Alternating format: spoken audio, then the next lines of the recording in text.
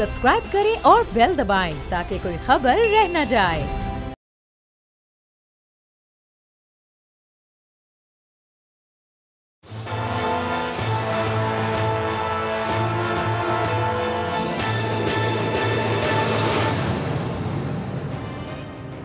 अस्सलाम वालेकुम। प्रोग्राम तंज़िया, मैं हूँ लीना इलियास। मेरे साथ मौजूद हैं समी इब्राहिम साहब और एशियन न्यूज़ के ग्रुप एडिटर हमारे साथ मौजूद हैं राना ताहिर साहब भी। इसके साथ साथ हमारे साथ मौजूद होंगे शाहिद जतोई साहब। ख़बरें तो बहुत सी हैं, हैपनिंग भी बहुत सी हैं, लेकिन हम बात करेंगे ज़िमनी इलेक्शन के हवाले से जो कराची का है, और शाहिद जतोई साहब ने इस पर बहुत रिसर्च की हुई है। उनसे जानेंगे कि इस वक्त वहाँ पर क्या सूरत हाल है। कुछ खबरें आ रही हैं तैनातियों के हवाले से, और फिर वैसी खबरें आ रही हैं कि जैसे बेज़ाब्तगियाँ भी हो रही हैं, कुछ इस हवाले से भी जानेंगे। और इसके साथ साथ जो बशीर मेमन साहब का इंटरव्यू हम सब ने सुना है, उस पर भी बात करेंगे। इसका फॉल आउट क्या होगा, ये जानने की कोशिश करेंगे आज के इस प्रोग्राम में। जी समी साहब। जी अलीना, बिल्कुल आपने सही पॉइंट आउट किया कि बेज़ाब्तियों की जो आपने बात की है, माजी में हुकूमतों पर बहुत ज़्यादा एतराज़ होता था कि जो वो तैनातियाँ की जाती हैं उसमें अपने करीबी अजीज़ों को, साथियों को उसमें अहम पोस्टिंग दे दी जाती है और जो कवायद व ज़वाबित हैं उनका ख्याल नहीं किया जाता। तो ये तवक्को थी कि अब मौजूदा दौर में ऐसा नहीं होगा, लेकिन मैं आज एक स्टोरी करने लगा हूँ। आज मैं आपके गोश गुजार करता हूँ और ये वज़ीर-ए-आज़म साहब से ख़ुसूसी तौर पर यह दरख्वास्त है कि वो देखें कि ये सब क्यों हो रहा है, क्योंकि अगर माजी की बेज़ाब्तगी आज की तैनाती में भी होगी तो फिर इसका मतलब ये है कि कोई तब्दीली नहीं आई। अच्छा, हमारे पास सारी पॉलिटिकल स्टोरीज़ हैं, लेकिन ये मैं सिर्फ 4 मिनट लूँगा। ये स्टोरी बड़ी अहम है क्योंकि इसमें जो पता चलता है कि शायद कोई ना कोई अभी भी ताकतें ऐसी हैं जो इस तरह का काम कर रही हैं। और फिर उसके बाद हम पॉलिटिक्स में चलेंगे। बशीर मेमन साहब का जो इंटरव्यू है उसने एक आग लगा दी है। ये सब क्या है, अदालत पर जो हमला है इससे क्या मुराद है, क्योंकि मरीम नवाज़ साहबा ने ये कहा कि ये तो बड़ा एक अदालत पर इस पर जुडिशल कमीशन होना चाहिए, ये बहुत बड़ा हमला है। शहबाज शरीफ साहब की भी स्टेटमेंट है। तो फिर इसका हल क्या है? तो एक हल है उसका कि फिर वंस फॉर ऑल तमाम चीज़ें आप सेटल कर दें और जो जिसने हमले किए हैं उन सबको आप वो उन केसेस को ले आएँ और एक जुडिशल कमीशन जिसमें तमाम सियासी जमातें मुत्तफ़िक हों वो उस पर पूरी कर ले, तहकीकात कर ले और उस पर अपनी फाइंडिंग दे और जिसने जो किया वो उसकी सज़ा भुगते। मैं ज़ाती तौर पर मेरा दिल ये मानने के लिए तैयार नहीं है कि वज़ीर-ए-आज़म साहब या वज़ीर-ए-आज़म हाउस के अंदर बैठे हुए लोग हैं वो इतने कम अकल हो गए हैं कि वो ये कहें DGFIA से कि जनाब एक सिटिंग जज सुप्रीम कोर्ट का आप उसे गिरफ्तार करें। किस कानून के तहत गिरफ्तार करें?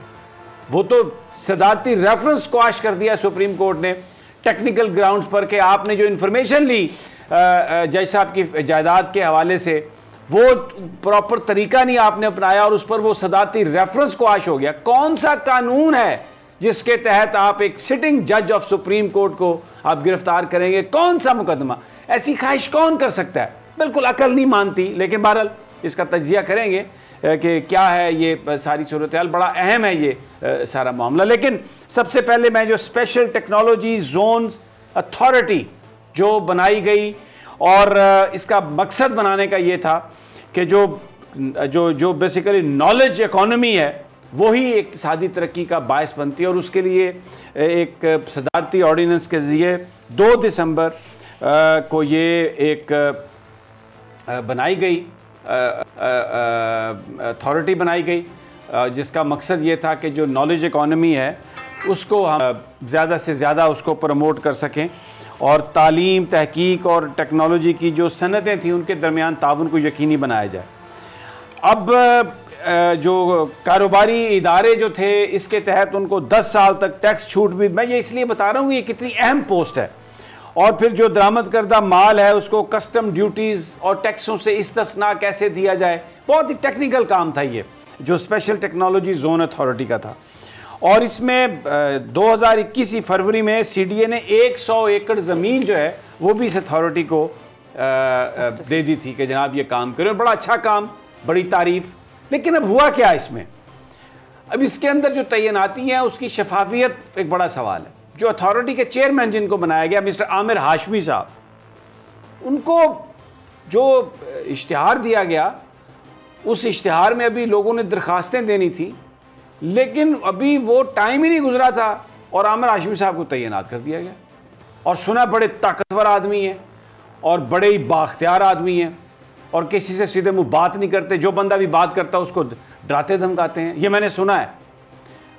अब बात यह है कि 3 जनवरी को इश्तिहार दिया गया अथॉरिटी के चेयरमैन की तैनाती के लिए, और उस इश्तिहार के मुताबिक चेयरमैन की सीट के लिए 15 रोज़ में दरखास्तें जो थी वो जमा करवाई जा सकती थी। यानी 3 जनवरी से 15 आप शामिल कर लें तो इसका मतलब 18 जनवरी तक आपने दरखास्तें देनी थी। लेकिन अभी 18 जनवरी गुजरी नहीं थी, उससे पहले ही आमिर हाशमी साहब की chairman special technology zone authority appointment की खबर छाप दी गई। और फिर जो वेबसाइट है स्पेशल टेक्नोलॉजी जोन अथॉरिटी की, जो नई वेबसाइट बनाई गई थी, 4 जनवरी को वहाँ पर जनाब आमिर हाशमी साहब का ये स्क्रीनशॉट भी दिखा दे, सारे हमारे पास हैं, छाप दिया गया कि जनाब वो तो चेयरमैन तैनात कर दिए गए हैं। भाई 3 जनवरी को आपने इश्तिहार दिया है, 18 जनवरी तक आप इश्तिहार लेंगे, फिर उसके बाद एक कमेटी बनेगी जो उन सारे कागजात को देखेगी, उसमें शॉर्ट लिस्टिंग करेगी, फिर उसके बाद एक कमेटी बनेगी जिसे हम इंटरव्यू कमेटी कहते हैं, वो अपनी रिकमेंडेशन करके तो अथॉरिटी को भेजेगी, और वो जो बोर्ड है वो ये फैसला करेगा कि किसको आपने रखना है किसको नहीं रखना।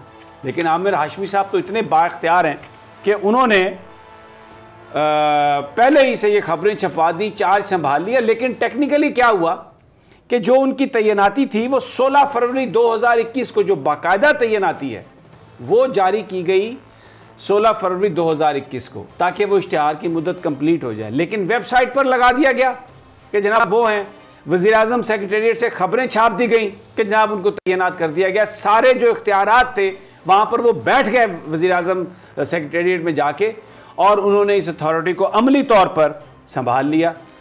पोस्ट लुक्रेटिव है, बड़ी उसकी अहमियत बड़ी है, तनख्वाह भी माशाल्लाह को 11-12 लाख रुपए से कम नहीं है। फिर उसके बाद चेयरमैन साहब ने मुलाजमीन की भर्ती के लिए भी एक कमेटी बना दी, और वहीं पर अपने ही एक साबका इदारे के जूनियर को कमेटी का चेयरमैन बना दिया, जिसने ये सारी हायरिंग करनी थी। और यहाँ पर भी बात नहीं रुकी, रिक्रूटमेंट कमेटी ने एक शख्स को जो मुबैना तौर पर इंजीनियरिंग के इम्तिहान में जो फेल होता रहा, और कोई 1, 2, 4 दफ़ा नहीं, उसकी जो मार्कशीट हमारे पास है उसके मुताबिक वो 40 से ज़्यादा दफ़ा फेल हुआ। हर जगह पे रीअपियर लिखा हुआ है, 40 से ज़्यादा दफ़ा वो शख्स फेल हुआ। उसको उन्होंने तामीरात का एग्जीक्यूटिव डायरेक्टर तैनात कर दिया। और यहाँ पर यह भी मैं आपको बता दूँ कि इनकी जो पाकिस्तान की डिग्री है वो बताया जा रहा है कि वो तस्दीक नहीं हुई। अगर तस्दीक ना हो तो इसका मतलब है जाली है। लेकिन बाहर से डिग्री ली हुई है उन्होंने, और अपने आप को वो सिलिकॉन वैली का पता नहीं क्या बयान करते हैं, एग्जीक्यूटिव बयान करते हैं। अब ये मैं बात इसलिए कर रहा हूँ कि बोर्ड ऑफ डायरेक्टर जो है इस अथॉरिटी का, उसके चेयरमैन खुद वज़ीर-ए-आज़म पाकिस्तान जनाब इमरान खान है। तो जिसके वो बराह रास्त जिस अथॉरिटी के चेयरमैन है, अगर वहाँ पर तैनातियों में इतनी बेज़ाब्तगी होगी तो कल को जो मुकदमा बनेगा वो जनाब वज़ीर-ए-आज़म साहब के ख़िलाफ़ बनेगा।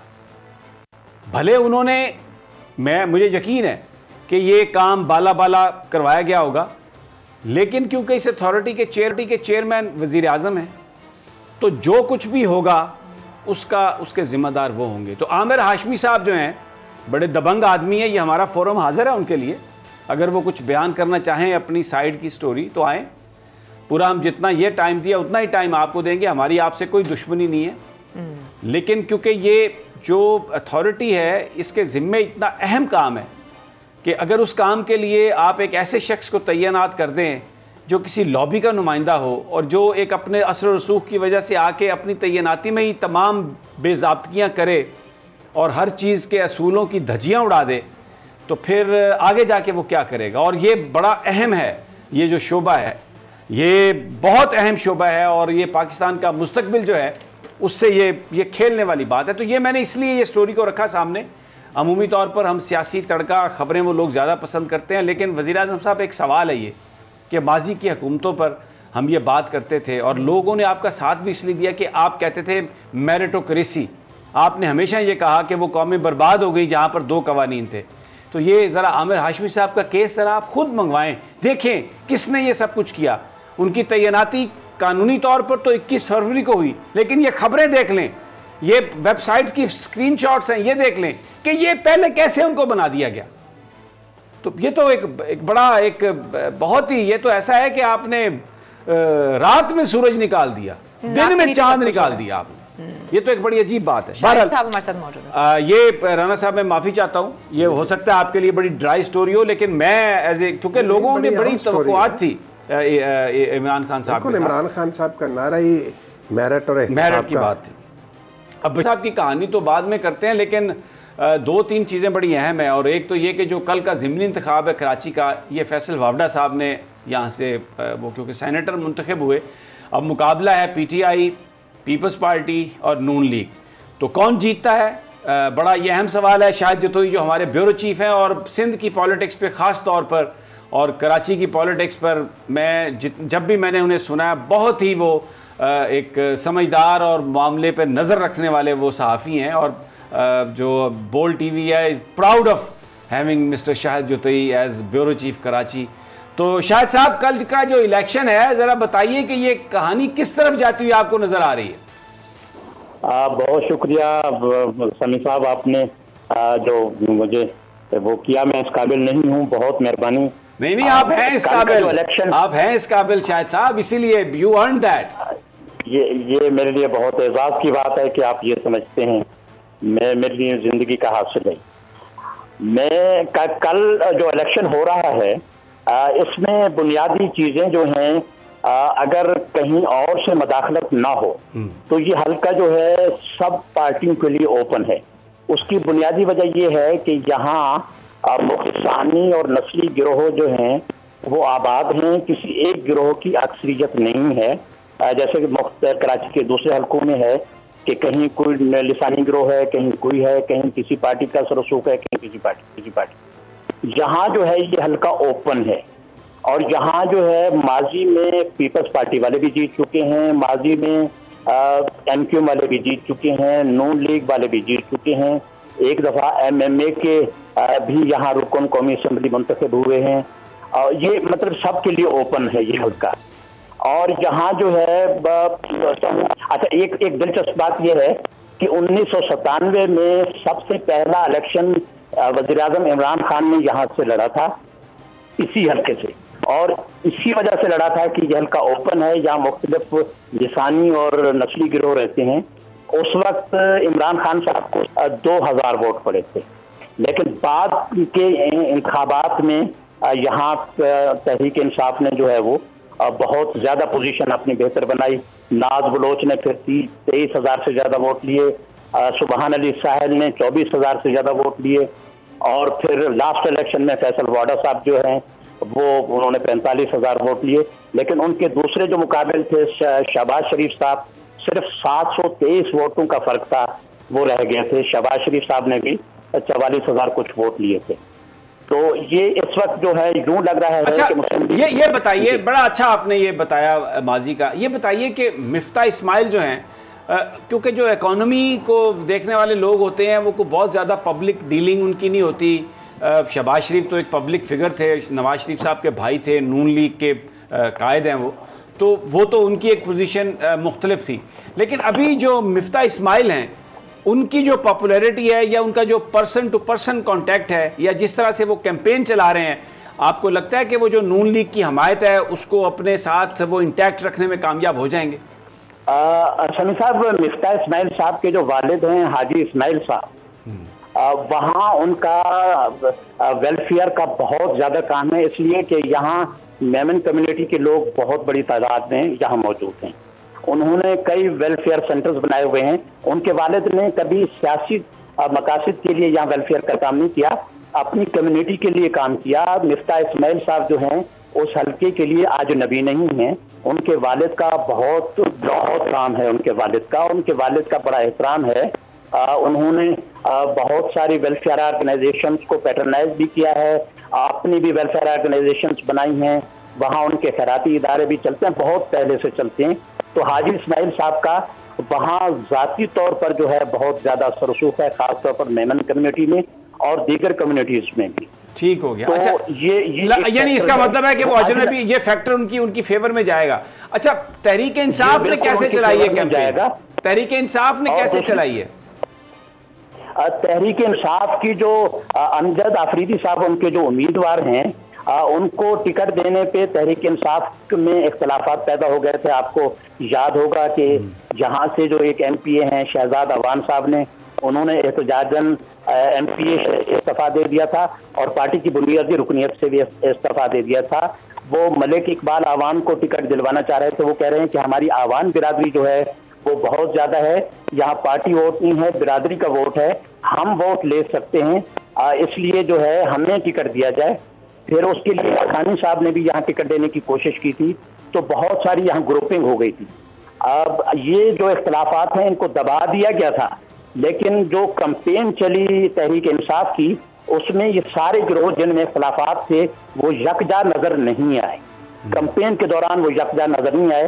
यूं महसूस हुआ कि लोग पीछे पीछे रहे, फ्रंट पे नहीं आए। उन्होंने अमजद अफरीदी की कैंपेन नहीं चलाई है, जो वहाँ मकामी तौर पर, खासतौर पर MPA शहजाद अवान और उनके जो मकामी जो बासर लोग हैं तहरीक इंसाफ के, वो पीछे पीछे रहे। जब कभी गवर्नर साहब गए उस या कभी कोई PTI का कोई बड़ा लीडर गया तो वो आ जाते थे सामने, लेकिन जो रूटीन की कैंपेन है, जो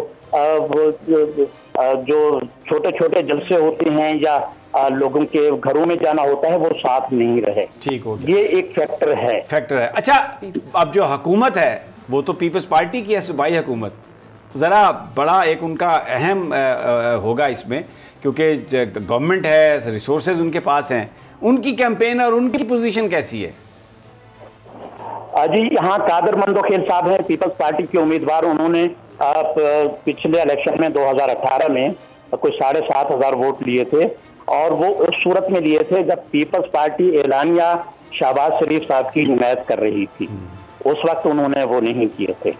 ये हल्का पर बहुत पीछे जाएं तो ये पीपल्स पार्टी का हल्का है। ये 88 में भी अमीर हैदर काजमी यहाँ से कामयाब हुए थे, फिर आफाक खान शाहिद भी यहाँ से कामयाब हुए थे, फिर कादर मंदोखेल साहब भी एक दफा यहाँ पे बने थे। तो ये पीपल्स पार्टी का भी यहाँ वोट बैंक है, लेकिन पीपल्स पार्टी यहाँ अपने वोट बैंक को इंटैक्ट नहीं रख सकी है, इसलिए कि यहाँ जो मजहबी ग्रुप्स हैं वो ज्यादा इमर्ज हुए हैं, खासतौर पर तहरीक लब्बैक और जमीयत उलमा इस्लाम।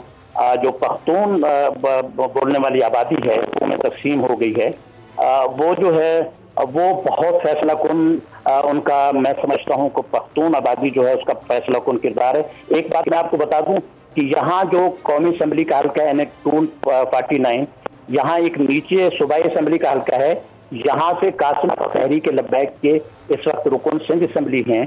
तहरीक लब्बैक का भी बहुत ज्यादा वोट है यहाँ पे, उनका अपना MPA यहाँ मौजूद है। अच्छा, तो ये वो तहरीक लब्बैक इलेक्शन लड़ रही है, उनका उम्मीदवार है? जी, तहरीक लब्बैक इलेक्शन इस तरह नहीं लड़ रही है जिस तरह पिछले उसमें किया था उन्होंने, उनका उम्मीदवार था, लेकिन वो इस दफा उन्होंने ज्यादा कैंपेन नहीं चलाई। पार्टिसिपेट कर रहे हैं, उम्मीदवार है उनका? जी, उम्मीदवार है, पार्टिसिपेट कर रहे हैं, लेकिन वो ज्यादा उन्होंने अग्रेसिव कैंपेन नहीं की। हाँ जी जी जी जी, लगता है कि वो उसका वोट जो है वो कहीं ना कहीं वो तकसीम होगा। जमीयत उलमा इस्लाम और अवामी नेशनल पार्टी ने दोनों ने साहब की हिमायत का ऐलान किया है, और इस हवाले से उन्होंने प्रेस कॉन्फ्रेंसेस भी की हैं, और उन्होंने इंतखाबी मुहिम में भी JUI और ANP जो है वो मिफ्ता इस्माइल साहब के साथ रही है। आपकी जो सारी गुफ्तगू मैंने सुनी है उससे मुझे ऐसा लग रहा है कि इस वक्त अगर हम कोई एनालिसिस करें तो जो मुस्लिम लीग नून के उम्मीदवार हैं मुफ्ता इस्माइल, उनकी पोजीशन खासी मुस्तहकम नज़र आ रही है। एक तो वो नॉन फिगर हैं कंपैरेटिवली अमजद अफरीदी साहब और जो पीपल्स पार्टी के जो कादर मंदोखेल हैं उनके मुकाबले में, फिर जमात भी पूरी उनके साथ खड़ी है, और अब अगर ANP और JUI का वोट भी उनके अगर उनके साथ हो, और लब्बैक ने भी कोई बहुत ज़्यादा एग्रेसिव कैंपेन नहीं की, तो वो क्योंकि वो भी राइट विंग और ये भी कंजर्वेटिव पार्टी, तो ऐसा लग रहा है कि बज़ाहिर मिफ्ता इस्माइल जो हैं नून लीग के, उनकी पोजीशन बेहतर है। एम आई करेक्ट शाहिद साहब? जी सर, मिफ्ता इस्माइल के वालिद साहब का जो काम है मेमन कम्युनिटी में, वो एक बड़ा फैक्टर है।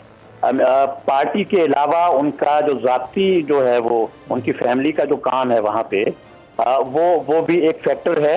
और दूसरी बात यह है कि यहाँ मैं बता रहा हूँ कि बिरादरियाँ जो हैं बहुत अहम हैं। हज़ारा कम्युनिटी के यहाँ लोग हैं। यहाँ हज़ारा कम्युनिटी में जुनैरा खान एक खातून हैं, वो उम्मीदवार हैं, वो आज़ाद हैसियत से लड़ रही हैं। पहले वो उम्मीदवार थी MNA की मलीर से, और वो उन पीपल्स PTI से नाराज हैं। वो कह रही हैं कि अगर मुझे नहीं मिला हज़ारा कम्युनिटी का वोट तो मैं PTI में भी नहीं जाने दूंगी। ये भी मतलब एक फैक्टर है। अच्छा, मुहाजिर वोट किधर जाएगा शाहिद साहब, मुहाजिर वोट किधर जाएगा उर्दू स्पीकिंग?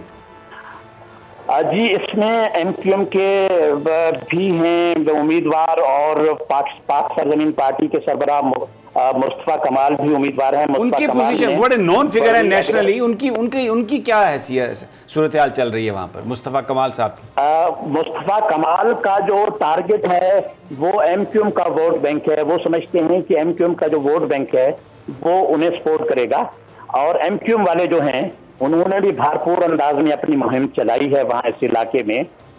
तो देखना यह है कि ये वोट किस तरह तकसीम होता है, किस तरह। और दूसरी बात यह है कि मुस्तफा कमाल ने बंगालियों में और दीगर कम्युनिटीज में, बंगाली भी जहाँ बड़ी तादाद में मौजूद हैं, उनमें बहुत ज़्यादा उनके राब्ते हुए हैं। और इसमें मुस्तफा कमाल की कैंपेन में बहुत सारे जो बाअसर लोग हैं इलाके के, वो उनको शामिल किया गया है। और उनके जलसों में उर्दू स्पीकिंग के अलावा बहुत सारे नॉन उर्दू स्पीकिंग कम्युनिटी के जो बाअसर लोग हैं वो नज़र आए, और बड़ी तादाद में नज़र आए। बहुत बहुत शुक्रिया शाहिद जतोई साहब, आपने बड़ी वैल्यूएबल इंफॉर्मेशन दी। आपने के बाद फिर आपसे हम कोशिश करेंगे रब्ता करने की, क्योंकि अब बशीर मेमन साहब की जब स्टोरी करेंगे तो उनके भाई का भी जिक्र होगा जो मुस्लिम लीग नून के लिए टिकट भी होल्डर थे। तो देखेंगे कि ये जो बशीर मेमन साहब जो बातें कर रहे हैं इसका बेनिफिशरी कौन है, और ये जो क्राइसिस अचानक, ये जो स्कैंडल अचानक आए और उन्होंने ये आनन फानन एक ऐसा इंटरव्यू दिया कि जिसने बज़ाहिर आग लगाने की कोशिश की है पाकिस्तान में, ये सब क्या था, ये आप थोड़ी देर के बाद आपसे इस पर बात करेंगे। राना साहब, ये तो फिर ओपन फील्ड है। मिफ्ता इस्माइल, फिर उसके साथ उनके साथ वो जो हैं पाक सरजमीन पार्टी के मुस्तफ़ा कमाल, बड़ा नाम है वो भी। तो बज़ाहिर फिर तहरीक इंसाफ के जो अपने अंदरूनी जो उनके मामलात हैं, उससे लगता है कि शायद उनके जो उम्मीदवार हैं वो इतनी कंफर्टेबल पोजीशन में ना हो। समी साहब, जैसे शायद जतोई साहब ने बताया, उससे ये लगता है कि इस हलके के बारे में कोई पेशगोई करना काफ़ी वो मुश्किल है। वो तो नहीं हम यहाँ पे देखें कोई भी जीत सकता है, क्योंकि देखें जैसे उन्होंने बताया मिफ्ता इस्माइल ने भी कैंपेन बड़ी, उनके वालिद साहब का जो रोल है, इसी तरीके से फिर मुस्तफ़ा कमाल के बारे में उन्होंने जैसे लोग आए हैं उर्दू स्पीकिंग भी और नॉन उर्दू। फिर ये है कि अमजद अफरीदी साहब वो भी वहाँ के लोकल हैं। तो इस हवाले से अगर देखा जाए, कादर मंदोखेल साहब पहले भी मुंतखब हो चुके हैं वहाँ से, पीपल्स पार्टी की गवर्नमेंट भी है वहाँ पर, वो भी फैक्टर प्ले करेगा, क्योंकि शायद खाकान बादशाह साहब इसलिए ये कल रात को ही पता चलेगा सही मानों में कि वहाँ पे। नहीं, मुझे तो बड़े क्लियरली नजर आ रही हैं चीजें। टू बी वेरी ऑनेस्ट, कहना तो नहीं चाहिए, तो वक्त ही बताएगा क्या होता है क्या नहीं होता है। इसमें मुझे जो मुफ्ता इस्माइल साहब है और नून लीग की जो मुझे पोजीशन है बहुत ज़्यादा स्ट्रॉन्ग नजर आ रही है, क्योंकि जैसे कि पहले भी उन्होंने बताया, जो पहले इलेक्शन हुआ था, जो शहबाज शरीफ साहब फैसल बावडा का था, बड़े कम वोटों का फर्क था, लेकिन नून लीग हार गई थी, कैंपेन भी करी, सिर्फ कम वोटों का बड़ा लीडर नून लीग का हार गया था, वहां से शहबाज शरीफ आ गए। 3,000 वोटों का फर्क है। आप लोग इसी तरीके से फिर बात करते हैं, 700 का था तो शहबाज शरीफ के ना सामने हार गए। पीटीआई हारती है तो आप लोग तभी बोलते हैं ये थोड़ा सा तो फर्क था, ये कोई इतना बड़ा फर्क नहीं है। खैर जी, प्रोग्राम में वक्त तो एक छोटी सी ब्रेक है, जब ब्रेक से वापस आते हैं तो मजीद बात करते हैं। Stay with us.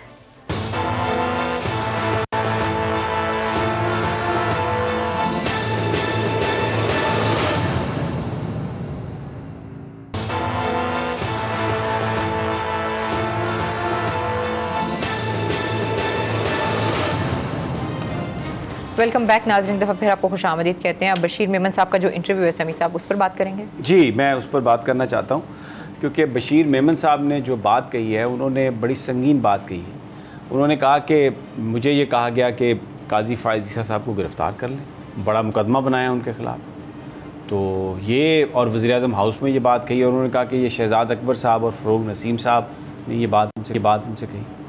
अब फ़रोग नसीम साहब और शहज़ाद अकबर साहब दोनों ने इस बात की तरदीद की है मैं शहजाद अकबर साहब के हवाले से मेरे बड़े तहफ़्फ़ुज़ात हैं जो कुछ भी उन्होंने किया, लेकिन मैं ये समझने से कासिर हूँ कि कौन सा कानून है जिसके तहत आप सुप्रीम कोर्ट के किसी सिटिंग जज को गिरफ़्तार कर सकते हैं। ऐसा कोई कानून नहीं है, आप नहीं गिरफ़्तार कर सकते। और माजी में परवेज़ मुशर्रफ साहब ने थोड़े टाइम के लिए डिटेन किया था इफ्तिखार चौधरी साहब को और उनकी हुकूमत को चलता कर दिया गया था। ये मुमकिन ही नहीं है। ये इसलिए मैं ये प्रमा फिशी मैं ये बात मानने के लिए तैयार नहीं हूँ कि ये कहा गया हो कि इनके ख़िलाफ़ केस बनाना है और इन्हें गिरफ़्तार करना है। अच्छा, दूसरी बात, इसमें कोई शक नहीं कि जो बशीर मेमन साहब हैं बड़ी अच्छी गुफ्तगू करने वाले हैं, सॉफ्ट स्पोकन हैं और उनके दोस्त उन्हें बहुत अपराइट ऑफिसर करार देते हैं। लेकिन एक उनका ताल्लुक़ है नून लीग से, बड़ा गहरा ताल्लुक़ है। उनके जो भाई हैं नसीर मेमन साहब, वो हल्का है 223 मटियारी, ये जहाँ पर मखदूम अमीन फ़हीम साहब का जो हल्का है उसके साथ है, वहाँ पर है। ये मुस्लिम लीग नून के टिकट होल्डर हैं बाकायदा। तो इनके अपने मफादात हैं बशीर मेमन साहब के। इन्होंने एक इंटरव्यू दिया जिसमें इन्होंने इसी तरह की बात की थी और तब भी वज़ीर-ए-आज़म इमरान खान पर के बारे में ये कहा कि मुझे ये कहा गया कि ख्वाजा आसिफ के ख़िलाफ़ पर्चा दर्ज करें बगावत का, तो मैं कैसे कर सकता हूँ। और फिर ये बात आसिफ अली जरदारी साहब और पाकिस्तान पीपल्स पार्टी कर चुकी है कि बशीर मेमन साहब ने उनके ख़िलाफ़ जो मुकदमात बनाए वो नवाज शरीफ साहब के कहने पर बनाए। तो बशीर मेमन साहब का जो एक इंटरेस्ट है, जो एक ताल्लुक़ है, वो नवाज शरीफ साहब के साथ, उनकी जमात के साथ है, बड़ा गहरा ताल्लुक़ है। और अभी जो बात हुई है इसका बेनिफिशरी, देखिए दो बातें हुई। एक तो बात यह हुई कि काजी फायज़ ईसा साहब का फ़ैसला आया जिसमें 5-5 एक पर फैसला आया और एक पर 6-4 से फैसला आया और उनके ख़िलाफ़ जो रेफरेंस था पहले क्वाश हुआ टेक्निकल बुनियादों पर और अब फिर टेक्निकल बुनियादों पर ही क्वाश हो गया, जो यानी रिव्यू जो थी वो एक्सेप्ट हो गई। इस पर अभी हमारे जो टेलीविज़न हैं या जो एक्सपर्ट्स हैं इस पर अभी बात पूरी तरह नहीं हुई थी। बहुत सारे लोग इस पर बात करना चाह रहे थे कि बशीर मेमन साहब आए और उन्होंने ये एक इंटरव्यू दे दिया जिसमें ये कहा कि जी काजी फायज़ ईसा साहब को तो गिरफ़्तारी के लिए कहा गया था। तो सारी बहस उधर चली गई कि जनाब ये तो वज़ीर-ए-आज़म हाउस में जजेस के ख़िलाफ़ साजिशें हो रही हैं। तो वो जो बरियत हुई, वो जो रिव्यू पिटिशन में जो बहुत सारे जो लीगल हज़रात हैं उनके अपने तहफ़्फ़ुज़ात हैं, उनकी अपनी रिजर्वेशंस हैं इसके हवाले से कि जो एक बड़ा सवाल ये है कि वो जो फैक्ट्स हैं वो कहाँ गए। अब टेक्निकल ही ग्राउंड्स पर पहले सदारती रेफरेंस क्वाश हुआ और एफबीआर को भेजी गई रिपोर्ट। तो अब उसी बेंच ने वो जो ऑर्डर था वो भी वापस ले लिया और अब काजी फायज़ ईसा साहब टेक्निकल ग्राउंड्स पे बिल्कुल कंप्लीटली वो इस क्राइसिस से सारे से बाहर निकल गए। ये सुप्रीम कोर्ट ऑफ पाकिस्तान का ये एक फ़ैसला है कि जो फैक्ट्स हैं अगर वो पेश कर दिए गए हों, वो आ गए हों, तो वो डिस्ट्रॉय नहीं हो सकते। तो ये एक कानूनदान वकील इस पर बात करना चाह रहे थे, मीडिया हाउसेस भी इस पर बात करना, definitely everybody wanted to speak on that. लेकिन बशीर मेमन साहब के इंटरव्यू ने सारी गुफ्तगू तब्दील कर दी है। नून लीग के लोग ये कहते हैं, इसकी क्या वजह है, क्या बेसिस हो सकती है मुझे नहीं पता। वो ये कहते हैं कि नवाज शरीफ साहब सितंबर 2023 में वापस आएंगे और अब मरियम नवाज साहबा बशीर मेमन साहब की जो गुफ्तगू है उसको बुनियाद बना के ये कह रही हैं कि एक जुडिशल कमीशन बनाया जाए। ये वज़ीर-ए-आज़म हाउस के अंदर साजिशें हो रही हैं और ये एक जज को गिरफ्तार करने की, पकड़ने की बात की गई और साजिश की गई। बिल्कुल ये बात मरियम साहबा की ठीक है। मैं ये समझता हूँ कि जुडिशल कमीशन अगर कोई सवाल उठता है तो उस पर होना चाहिए, लेकिन फिर राना साहब फिर एक जुडिशल कमीशन बना के तमाम जो केसेस हैं उनका फैसला कर लें। माजी में ये ज़रा फुटेज चला दें, अगर कोई देख सकता है, पहचान सकता है कि ये हमला सुप्रीम कोर्ट पर किसने किया। हमारे दोस्त हैं फ़खर रहमान साहब, अगर वो चीफ जस्टिस उस वक्त के सजाद अली शाह साहब को ये ना कहते जाके दौड़ के कि आ गए जी अंदर डंडे वाले, तो वो पिछले दरवाजे से ना भागते, ना अपनी जान बचा के वो निकलने में कामयाब होते।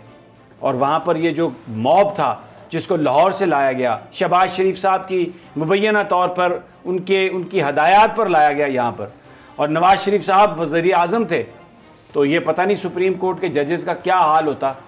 गिरफ्तारी तो दूर की बात है, ये तो बाकायदा तौर पर मारपीट करने के लिए आए थे, धक्कम पेल करने के लिए, हमला हुआ, इन्होंने सुप्रीम कोर्ट पर हमला किया। लेकिन जो असल जो हमला करने या कराने वाले थे उनको तो किसी ने कुछ नहीं कहा। राना साहब जिन्होंने ये मास्टरमाइंड थे, जिन्होंने जो इस पार्टी को जो इसकी जो सरबराही कर रहे थे, उनके साथ तो कुछ नहीं हुआ। अच्छा, फिर अब जुडिशरी पर हमला सिर्फ ऐसे ही नहीं होता कि आप यानी उस पर हमला कर दें फिजिकली, और भी बहुत सारे हमले होते हैं। पुलिस की सरपरस्ती में हो रही है। ये तो पुलिस की सरपरस्ती में हुआ ना, लेकिन और भी बहुत सारे हमले होते हैं राना साहब, जिसमें आप जजेस को मजबूर करते हैं, जजेस के साथ आपके जो लिंक्स हैं वो निकल आते हैं। मैं शहबाज शरीफ साहब जो कायदे हिज़्ब इख्तिलाफ हैं और नून लीग के मुस्तकबिल के वजारत उम्मीदवार हैं, मरीम नवाज साहबा के बड़े डियर चाचू हैं, उनकी गुफ्तगू है जस्टिस कयूम साहब के साथ, ज़रा वो सुनाइए और मुझे बताइए क्या ये जुडिशरी पर हमला नहीं है, और क्या मरीम साहबा जो जिस जुडिशल कमीशन का आप कह रही हैं इस पर भी इन्वेस्टिगेट कर लें कि वो जज तो चले गए सारे, लेकिन ये चाचू जी अभी भी लीडर ऑफ द अपोजिशन है और अभी भी पॉलिटिक्स कर रहे हैं। हो सकता है आपकी भी ख्वाहिश हो कि चाचू का नाम आ जाए इस जुडिशल कमीशन में। सुन लें ज़रा, आपकी जो मेमोरीज है उनको रिफ्रेश कर रहा हूँ। ओ केड़ा है मैंने चॉइस सर्वर, हाँ जी चॉइस सर्वर है मैंने, की करना है उदा ख्याल करना है, हो गया ख्याल जी, कर लेंगे ख्याल जी। ये जुडिशरी पे हमला नहीं है, ना ना ना ना, ये तो बिल्कुल एक इंडिपेंडेंट जुडिशरी है। अच्छा, फिर मैं आपको एक और गुफ्तगू सुनवा देता हूँ, पहले भी आप सुन चुके होंगे। वो एक सैफुर रहमान साहब थे जिनका नाम एहतसाबुर रहमान साहब था, उनकी एक गुफ्तगू है, ज़रा वो भी सुना लीजिए। ये मैं इसके बाद मैं क्या कहूँ, सज़ा वड्डे भाईजान को मियाँ साहब से पूछ के बताता हूँ। 7 साल देनी है, 7 साल, इससे कम नहीं देनी, और बस अब कर देना आपने, बड़े खफा हैं वो। ये इंसाफ चाहिए आपको, इस तरह की अदालतें चाहिए आपको, शर्म नहीं आती आपको किसी को। और किस तरह कोई बंदा इनकी सपोर्ट कर सकता है, कैसे ये पाकिस्तान के सेवियर बन सकते हैं। ये लूट के खा गए पाकिस्तान को, इस मुल्क के इंस्टीट्यूशंस इन्होंने बर्बाद किए, और आज अपने ही एक चेले से इंटरव्यू करवा के जिसके इनके साथ कनेक्शन है, आज आप ये कह रहे हैं कि आप जुडिशियल एक जज जो है उस पर हमला हुआ। ये मतलब मैं ज्यादा बात करना नहीं चाहता, मैं किसी जज पर बात नहीं करना चाहता, क्योंकि हम अगर मुत्तफिक नहीं भी हैं किसी जज के कंडक्ट से, फिर भी उस इदारे का हमें एहतराम है। उस जज के बारे में या उस इदारे के बारे में फैसले अगर हमारे खिलाफ भी हों, 1 साल से ज़ायद हो गया मेरी जो दरखास्त है FIR की, तो उसके लाहौर हाई कोर्ट के फैसले के खिलाफ, वो पड़ी हुई है सुप्रीम कोर्ट में। कई दफ़ा हमने दरखास्त दी है अर्ली हेयरिंग की, नहीं उन्होंने लगाई, लेकिन हमारे लिए काबिल एहतराम है ये इदारा, हम मानते हैं उनके हर फैसले को। ये आप जुडिशियल कमीशन बनवा के इनको पकड़े ना सबको। बिल्कुल ये क्या कर रहे थे ये सब बिल्कुल लोग? पकड़ना चाहिए। मुझे याद है कि जब मरीम नवाज का बहुत ज्यादा इशू हो रहा था, जब वो प्रेस कॉन्फ्रेंस कर रही थी और वो कहती थी बहुत सी वीडियोस हैं जो वो लेकर आना चाहती हैं, उनमें से एक वीडियो सामने आई थी एक जज साहब की। कैसे लोग आपके साथ हो सकते हैं? कैसे कौन? जिस बंदे का अलीना, एक बात मुझे पता, आपने ब्रेक पर जाना, सिर्फ एक बात, अगर किसी का इतना सा भी ज़मीर है, अगर किसी में इतनी सी भी गैरत है, कौन आपके साथ खड़ा हो सकता है आगे ये सब कुछ देखने के बाद? और कौन ये तसव्वुर कर सकता है कि आप जुडिशरी की आज़ादी की बात कर रहे हैं? कोई भी नहीं करता सर। खैर जी, आज के प्रोग्राम में फिलहाल वक्त हुआ छोटे से ब्रेक का, जब ब्रेक से वापस आते हैं मजीद डिस्कस करते हैं। Stay with us.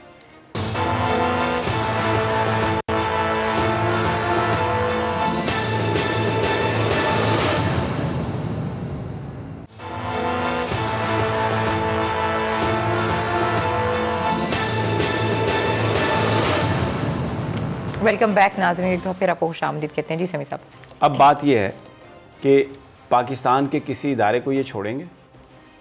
राना साहब, इन्होंने जजेस के साथ ये किया, आपको पूरे और भी बहुत सारे एविडेंसेस है जो मैं दे सकता हूँ आपको, जिन्होंने इसमें हर उस फैसले पर इन्होंने तनकीद की जो इनके खिलाफ आया। ये जजेस को डराते हैं। नैब के दफ्तर ये हमलावर हुई मरीम नवाज, गाड़ियों में पत्थर लेके गई कि आपकी हिम्मत क्या है कि आप मुझसे पूछें। अच्छा, फिर जाती उम्रा में जब इनकी ज़मीन जो थी, जो इंतकाल जब वो कैंसिल हुआ, मनसूख हुआ, तो ये बिल्कुल जिस तरह गुंडे होते हैं उस तरह आ गए, ललकारा गवर्नमेंट को, डंडा बरदार अपनी फोर्स, शेर फोर्स, वो जो टाइगर फोर्स है वो आ गई वहाँ पर, और उसने कहा कि जनाब इधर जो को आएगा तो हम फटियां बांध देंगे। ये this is what they are saying.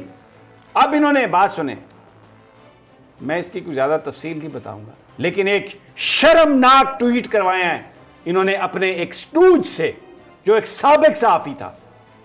मैं ज़्यादा बात नहीं करना चाहता इस पर, लेकिन एक इदारे के, उस इदारे के हवाले से, देखें मैं एक शख्सियात पर बात नहीं करता, ये हमारी फौज है, बहुत सारी चीज़ें गलत हो सकती हैं, हुई हो, कोई बात नहीं, लेकिन ये हमारे डिफेंडर हैं। बिल्कुल।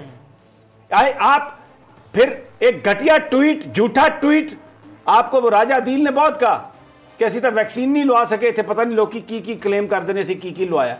सही कहा राजा दिल ने, जो अरशद शरीफ का प्रोड्यूसर है।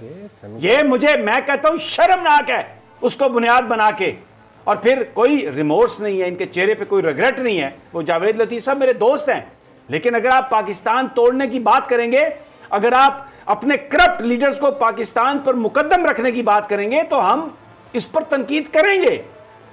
पाकिस्तान के कौम, पाकिस्तान की अवाम ये बात सुनने के लिए तैयार नहीं है। आप किसका एजेंडा लेके आ गए हैं? आप इदारों को बर्बाद करने के ऊपर तुले हुए हैं। आप हर चीज के बारे में एक बात करते हैं, और ये तो बिल्कुल, ये जो मरियम नवाज साहबा हैं, वो जो थे कराची से, जो एक बड़ी अदलिया के बारे में जिन्होंने वो बात की थी, वो जो फिर उनको एक तौहीन अदालत की एक सजा भी हुई थी 1 महीने की, मैं नाम भूल रहा हूँ, हाशमी समथिंग थे वो जो निहाल हाशमी। ये तो निहाल हाशमी का जनाना रूप है मरियम नवाज साहबा। जिस तरह वो बात करता है बेतुकी, सोचे समझे बगैर, और बर्बाद कर देता है, और फिर बाद में जाता है जेल में। ये मरियम नवाज साहबा वैसी बेतुकी बातें कर रही हैं पाकिस्तान के इदारों के। आप पाकिस्तान में रहना है आपने, क्या बात कर रहे हैं आप? कभी कहती है कश्मीर का सौदा, मैं मजबूर हूं इस तरह के अल्फाज इस्तेमाल करने में। भाई एक एतमाद में लिया है, एक ब्रीफिंग हुई है जिसमें उन्होंने कहा है कि ये ट्रैक टू डिप्लोमेसी हो रही है, और इसमें आगे पॉलिटिकल गवर्नमेंट ने ही करना है, स्टेक होल्डर्स को भी एतमाद में लेगा। अभी सिर्फ शुरुआत हैं। किस चीज़ पे शुरुआत है? कि जो आपने एक्शन लिया उसको रिवर्स करें। मकबूजा कश्मीर में आप CBM के लिए 35A रिवर्स करें। वहां पर जो आप डेमोग्राफी चेंज कर रहे हैं उसको आप मत करें। कश्मीरियों पर जो जुल्म सितम है उसको रोकें, फिर हम बात करते हैं आपसे। आपने जी कश्मीर का सौदा कर दिया, क्या मैसेज जाएगा मकबूजा कश्मीर में हमारे उन बहनों भाइयों को? ये क्या बात कर रहे हैं ये राना साहब? इनका तो एजेंडा ही देखें। आपने जैसे बताया अभी कि अभी ये बशीर मेमन साहब वाली जो बात है, ये शोशा किस वक्त छोड़ा गया? आपने सही बात की है कि बशीर मेमन साहब को सांप सूंघा हुआ था पिछला 1 साल। उन्होंने जिस दिन काजी फाइज ईसा साहब टाइम पर काजी फाइज ईसा साहब का फैसला बात ना हो, तब ये हंगामा क्रिएट किया गया। उन्होंने ये बात की। और दूसरा, इनसे बंदा पूछे कि भाई आपको ये जो बात आप कर रहे हैं इसका आपके पास क्या सबूत है? बेतुकी बातें आपने इनके नून लीग से किस बात की तहकीकात इनकी? वो सही कहा समी साहब ने। और भाई इनके पास क्या सबूत है? जो मर्जी कोई बकबक करता रहे, उस पर तहकीकात होगी। ये बात सुने, बात सुने। इनकी तो हर बात का सबूत है। अरशद मलिक की वीडियो किसने बनाई? नून लीग ने। मलिक यून साहब को किसने फोन किया? शहबाज शरीफ और सैफुर रहमान ने। कौन है ये लोग? ये तो पाकिस्तान में कानून की अगर बालादस्ती हो तो शहबाज शरीफ कौमी असम्बली के मेंबर बन सकते हैं? नहीं बन सकते। ये जो है ना, सही कहा समी साहब ने कि एक जुडिशियल कमीशन बने और ये फैसला करे कि भाई ये लोग जो सुप्रीम कोर्ट पर हमलावर हुए, और कानून भी साथ ही बने कि ये नहीं कि जिस तरह माजी में कमीशन बनते रहे हैं और उनकी रिपोर्टें रद्दी की टोकरी में जाती रही हैं, उस तरीके से नहीं। कानून पहले बनाए कि कमीशन जिन लोगों को जिम्मेदार करार देगा अदलिया पर हमले का, उनको 10-10, 15-15 साल कैद की सजा होगी। ये कानून बनाए, फिर कमीशन बनाए, और ये बताएं, ये हकायक सामने आने चाहिए कि पंजाब पुलिस और इस्लामाबाद पुलिस की सरपरस्ती में नवाज शरीफ की हुकूमत ने किस तरह साबिक चीफ जस्टिस सजाद अली शाह की अदालत पर हमला करवाया था, किस तरीके से ये बेनजीर भुट्टो को सजाएं दिलवाने के लिए जजों को प्रेशराइज करते थे। वो जज तो फारग हो गए, लेकिन ये बैठे हैं, ये मुसल्लत हैं। उसके बाद लंदन में मुसल्लत है, बाकी खानदान यहाँ पर मुसल्लत इधर भी आ गए। और अभी समी साहब ने जो बात की कि ये जो अफवाज पाकिस्तान के खिलाफ जहर उगलना, अदलिया के खिलाफ, देखें इन्होंने क्या हरकत की। ये कहते हैं ना, देखें नवाज शरीफ ने क्या हरकत की 99 में, कि जब पाकिस्तानी फौज के सरबराह श्रीलंका से वापस आ रहे थे, उस वक्त इन्होंने टीवी पर क्या ऐलान कराया, ये और कहा कि जहाज को बाहर ले जाओ। तो ये जो इनका एजेंडा है पाकिस्तान के हर इदारे को बर्बाद करने का, ये अदलिया की आज़ादी की। फिर जब आसिफ सईद खान खोसा एक नहायत ईमानदार जज थे, उन्होंने जब उनकी सरबराही में 5 रुकनी बेंच ने नवाज शरीफ को नाअहल किया, तो इन्होंने क्या क्या आला अदलिया के उन जजों के बारे में नहीं कहा, किस किस्म के ये सोशल मीडिया पर किस किस्म का जहर उगलते रहे। आज ये बड़ी भाई करो बात, आओ कमीशन कहो, ये कहो, ये तजवीज़ दो कि कमीशन बनाओ अदलिया पर। आज तक जितने भी हमले हुए, जिसने भी अदलिया को ब्लैकमेल करने की कोशिश की माजी में, ये मलिक क़य्यूम साहब वाली जो ऑडियो है, इसके बाद शहबाज शरीफ तो पाकिस्तान के किसी भी पार्लियामान में मेंबर रह ही नहीं सकते। नवाज शरीफ भी, क्योंकि वो ये कह रहे हैं कि बड़े भाई जी पूछ रहे हैं। हाँ? बड़े भाई जी कह रहे हैं और ये भाई के बिहाफ पे बात कर रहे हैं। सियासी मुनाफिकत है ना। ये बशीर मेमन कौन है, इसके बारे में पीपल्स पार्टी क्या कहती है? आज भी एतजाज अहसन साहब ने क्या कहा है इनके बारे में, ये देखें। बशीर मेमन साहब बकायदा एक सियासी एजेंडा लेकर चलते हैं। देखें मेरी बात सुने, ये जो आज बोल चैनल है ना, इसके ऊपर जो जुल्म सितम बशीर मेमन ने किया नवाज शरीफ के कहने पर, नवाज शरीफ की सपुत्री के कहने पर, और उस वक्त के जो ये नवाज शरीफ के सारे लोग थे, इनके कहने पर जो जुल्म किया, इस चैनल को बंद करने की कोशिश की और बर्बाद करने की कोशिश की ताकि दूसरे लोगों का उनको खुश किया जा सके। वर्करों पर जुल्म किया। ये वो लोग हैं और अब ये आ गए हैं, ये रोजाना अब ये। और फिर एक मैं क्या मालशिया का जिसका अभी आपने जिक्र किया, जो ट्वीट कर रहा है, जो सोशल मीडिया पर हमारी अफवाज के खिलाफ जहर उगल रहा है, जो जिसको मेरिट की धज्जियां उड़ाकर इन्होंने एक इदारे का सरबराह बनाया, हटाया उसको। हाँ। कि ये इल्लीगल अपॉइंटमेंट है, ये बेईमानी पर मबनी अपॉइंटमेंट है। और फिर आप लोगों को शर्म नहीं आती बात आप करते उससे पाकिस्तान की अफवाज, पाकिस्तान की इंटेलिजेंस यानी उसकी औकात क्या है, वो कहता है जी मैंने ये किया, तुम्हारी औकात क्या है? अंदाजा करें जरा, अंदाजा करें आप इन लोगों को देखें ना, ये अपने आप को समझते क्या समझते। राणा साहब एक और बात, आप पाकिस्तान की जो फौज है और जो पाकिस्तान की इंटेलिजेंस इदारे हैं, आप उन पर इल्जाम लगा रहे हैं कि कश्मीर का सौदा, वो सौदा तो आपके बाप ने करने की कोशिश की जब मोदी को घर बुला लिया मिलिट्री सेक्रेटरी को छुट्टी देके, और वो बरखा दत्त कहती है नेपाल में जाके मिला मोदी से, उनकी साड़ियां पहनाई, खुफिया तौर पर मुलाकातें हुई, जिनकी रिहाई के लिए बिल क्लिंटन कहता है, अमेरिकन कहता है। इनकी फैक्ट्रियों में समी साहब इंडियन आते रहे, इंडियन आते रहे, तो वो अब ये इल्जाम लगा रही हैं कि पाकिस्तान, मतलब ये कोई, मैं तो हैरान हूं, मैं तो इस पे हैरान हूं। और भी बहुत सारी बातें। शहबाज शरीफ साहब देखें, वो भी बयान दाग रहे हैं बशीर मेमन के बयान पर। और भाई शहबाज शरीफ साहब बराए मेहरबानी जरा अपने गिरेबान में झांकें, जरा अपनी वो गुफ्तगू दोबारा सुने जो आप मलिक क़य्यूम साहब को फोन कर रहे हैं कि चौधरी सरवर दा ख्याल रखना। लेकिन ये देखें किस कदर शमी साहब डटाई की जो है ना, इनको कोई पीएचडी की हुई है। ये चाहते ये हैं कि सब्र का पैमाना लबरेज हो जाए, ये चाहते हैं। तो ये तो नहीं मुझे इस सिस्टम को गोल करना चाहते हैं। ये तो मुझे नहीं पता कि क्या चाहते हैं और क्या नहीं चाहते, लेकिन मुझे इतना पता है कि खबरें तो इस तरह की आ रही हैं कि शहबाज शरीफ साहब को वज़ीर-ए-आज़म होना चाहिए अगला। अब देख लेना, आपने कह दिया चले गए, कभी आप मरियम को वज़ीर-ए-आज़म देखना चाहती हैं, कभी आप मरियम को वज़ीर-ए-आज़म देखना चाहती हैं, कभी आप ना नवाज शरीफ ने आना ना मरियम ने। अब एतजाज साहब तो कहते हैं कि सभी लोग आते हैं, सभी लोग आते हैं, कभी ऑडियोज कभी एडमिसिबल हो जाती हैं और कभी वीडियोस भी नहीं होती है और कहा जाता है वीडियोस जो है वो फेक है। खैर जी, आज के प्रोग्राम से हम तीनों को इजाजत दीजिए, अपना बहुत ख्याल रखिए, अल्लाह ने के बाद।